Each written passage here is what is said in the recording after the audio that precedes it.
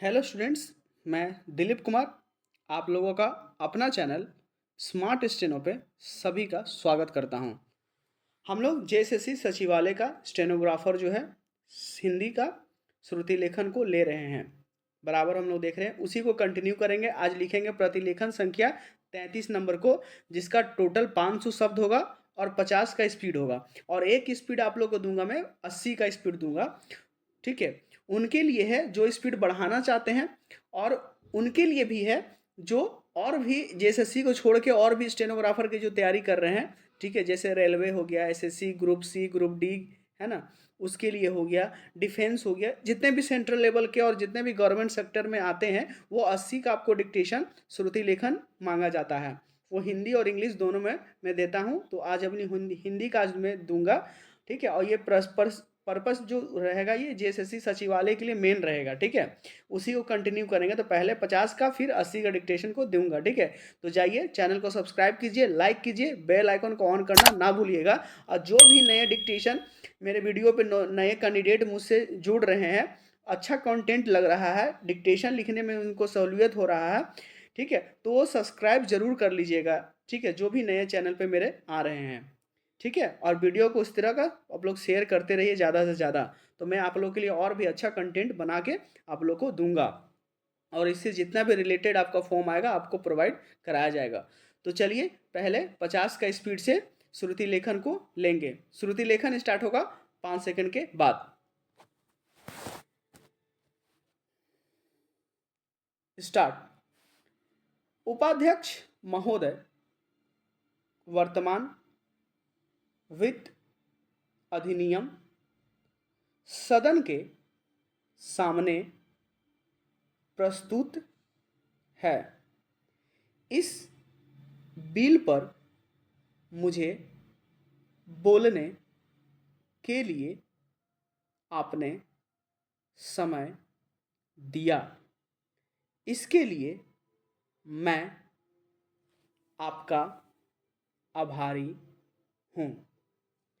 इस बिल का एक विशेष महत्व इसलिए भी है कि यह संकट काल में पेश हुआ है।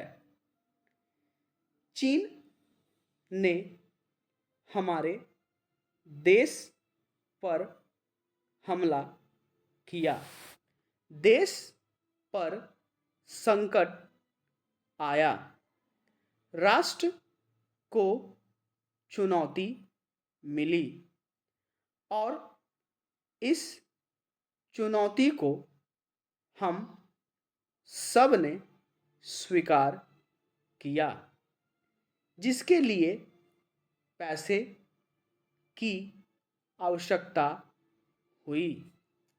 इसको वित्त मंत्री ने बड़ी कुशलता से देश के अंदर और देश के बाहर से जुटाया।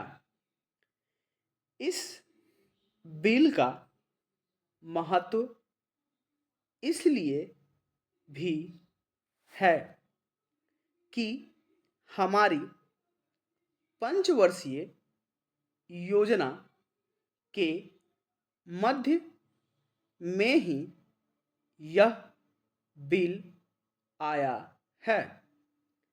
देश में बड़ी बड़ी योजनाएं अभी अधूरी है, जिनका पूरा होना देश के लिए बड़ा आवश्यक है। इसके लिए भी बहुत बड़ी धनराशि चाहिए। देश पर संकट आया और देश जागा। कोने कोने से लोगों ने पैसा और सोना दिया और अपने लड़के तक फौज में दिए। इस देश में किसानों और गरीबों का जो वर्ग है उसने भी दिल खोलकर इसमें सहयोग दिया। उसके बाद जो उन पर अधिक बोझ कर के रूप में पड़ रहा है या अनिवार्य बचत योजना के रूप में पड़ रहा है, उसको भी वे खुशी खुशी सहन करने को तैयार हैं, परंतु वे सरकार से भी कुछ चाहते हैं। वे चाहते हैं कि उनकी जो गाढ़ी कमाई का पैसा है, खून पसीने का जो पैसा है, वह व्यर्थ के कार्यों में न जाए और उसका सदुपयोग हो। इसके अतिरिक्त उनकी कुछ अपनी दिक्कतें और परेशानियां हैं जिनकी और सरकार का ध्यान चाहिए। इस आपातकाल के समय में तो उनको इन आए दिन की कठिनाइयों से राहत मिलनी चाहिए। ऋण लेने में और अन्य कार्यों में जो अड़चनें पड़ती है वे दूर की जाएं। किसान भारत की रीढ़ है। अगर इनको सुविधाएं दी जाएगी तो देश आगे बढ़ेगा। आज जहां देश के साधारण लोगों ने इस कार्य सरकार का हाथ बटाया, वहां एक वर्ग ने जो कि धनी वर्ग कहलाता है, अपने साधनों के अनुसार सरकार के सुरक्षा कार्यों में सहायता नहीं की। मैं यह नहीं कहता कि उन्होंने बिल्कुल सहायता नहीं की, लेकिन अपनी स्थिति के अनुसार सहायता नहीं की। जहाँ तक योजनाओं का संबंध है, इस देश को समृद्धशाली बनाने के लिए योजनाओं पर काफ़ी काम हो रहा है।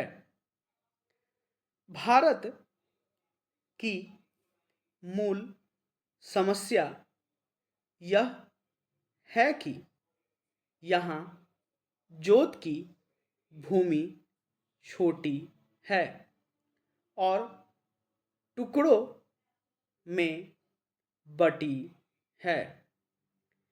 साधारण तौर पर मैं कहूँ कि यह 1, 2 या 3 एकड़ है। इतनी छोटी जोत की भूमियों से हमारे किसान केवल अपना काम भर चला सकते हैं, लेकिन आधुनिक तौर तरीकों को अपनाने में बहुत कम प्रगति करेंगे। अब सबसे ऊंची सीमा बांध देने से ऐसा भी हो सकता है कि कुछ एक जो बड़े फार्म हैं उनमें काट छांट हो, जो कि प्रयोजन भी है। अगर आप चाहते हैं कि प्रगति हो और आधुनिक तौर तरीकों का प्रचलन हो। पूर्ण विराम।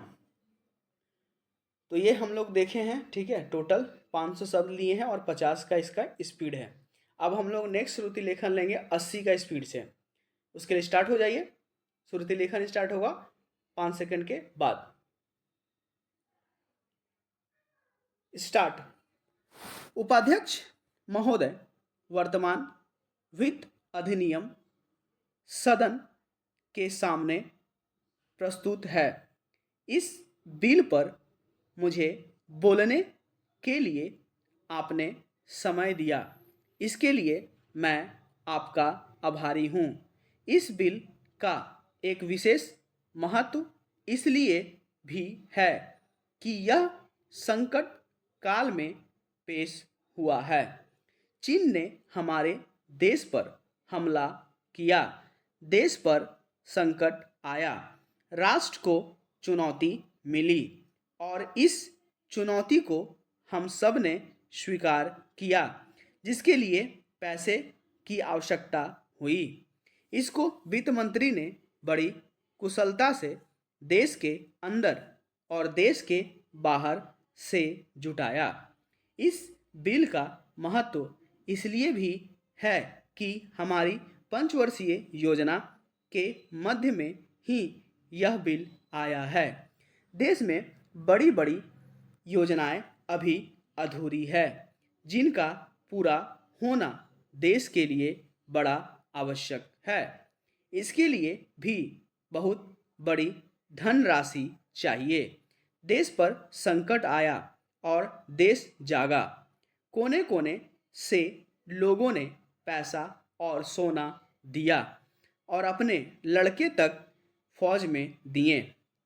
इस देश में किसानों और गरीबों का जो वर्ग है उसने भी दिल खोलकर इसमें सहयोग दिया।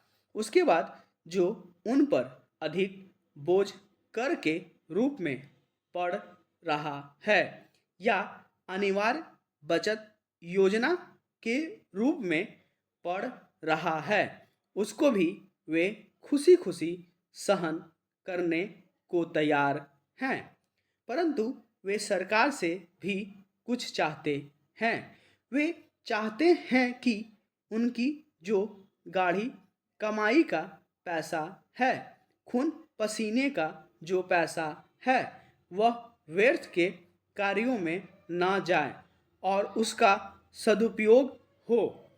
इसके अतिरिक्त उनकी कुछ अपनी दिक्कतें और परेशानियां हैं, जिनकी ओर सरकार का ध्यान चाहिए। इस आपातकाल के समय में तो उनको इन आए दिन की कठिनाइयों से राहत मिलनी चाहिए। ऋण लेने में और अन्य कार्यों में जो अड़चनें पड़ती है वे दूर की जाए। किसान भारत की रीढ़ है। अगर इनको सुविधाएं दी जाएगी तो देश आगे बढ़ेगा। आज जहां देश के साधारण लोगों ने इस सरकार का हाथ बटाया, वहां एक वर्ग ने, जो कि धनी वर्ग कहलाता है, अपने साधनों के अनुसार सरकार के सुरक्षा कार्यों में सहायता नहीं की। मैं यह नहीं कहता कि उन्होंने बिल्कुल सहायता नहीं की, लेकिन अपनी स्थिति के अनुसार सहायता नहीं की।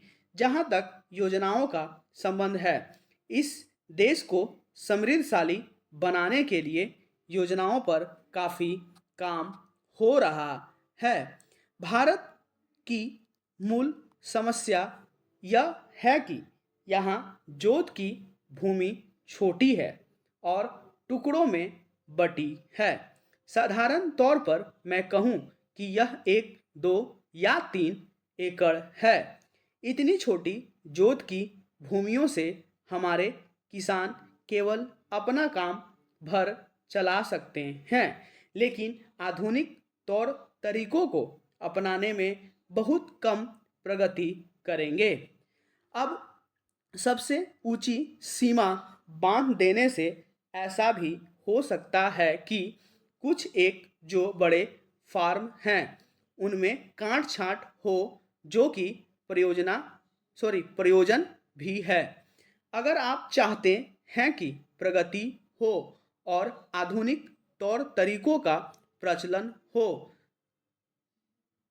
तब तो ये जो अनगिनत छोटे छोटे फॉर्म हैं, पूर्ण विराम, तो ये हम लोगों ने टोटल 500 सब लिए हैं, जिसका स्पीड जो था वो 80 का था।